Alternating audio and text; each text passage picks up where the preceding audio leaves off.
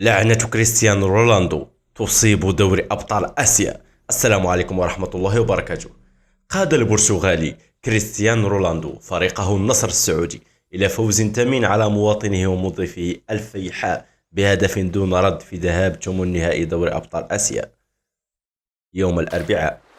وبدأ أن المباراة تتجه إلى التعادل السلبي بعد صمود دفاع مميز من الفيحاء الذي يشارك في البطولة للمرة الأولى في تاريخه، لكن الأسطورة البرتغالي كريستيانو رونالدو أنهى ذلك بعدما تلقى تمريرة مميزة من الكرواتي لدغها من فوق الحارس قبل 9 دقائق من نهاية الشوط الثاني.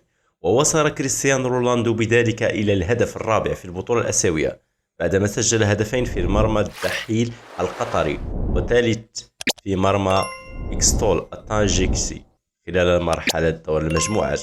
وحقق النصر انتصاره الثالث على حساب الأندية السعودية في بطولة دوري أبطال آسيا بعدما تغلب على التعاون ب2-0 والأهلي جدة 2-0 في نسخة 2020 مقابل خسارته أمام غريمه التقليدي الهلال ب2-1 في نصف نهائي نسخة 2021. ما رأيكم؟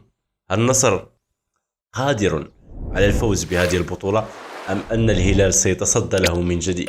نتمنى حظ موفق للنصر السعودي وللهلال وجميع الأندية السعودية بطبيعة الحال. لا تنسوا الإعجاب بالفيديو والاشتراك في القناة، تعليق يحفزنا، مشاركة بأفكار في التعليقات، كما لا تنسوا كثرة الصلاة والسلام على حبيبنا محمد صلى الله عليه وسلم، كثرة ذكر الله، بارك الله فيكم. شيء آخر القضية الفلسطينية، لا تنسوا هذه القضية. إذا كنتم نسيتم نحن لا ننسى. الناس تموت جوعا، الناس تعاني في صمت، مجازر. أسأل الله تعالى أن يحدث أمرا. الدعاء إذا لم تستطع أن تفعل شيئا قم بالدعاء، شارك في مواقع التواصل الاجتماعي. اللهم إني قد بلغت، اللهم فاشهد. السلام عليكم ورحمة الله وبركاته.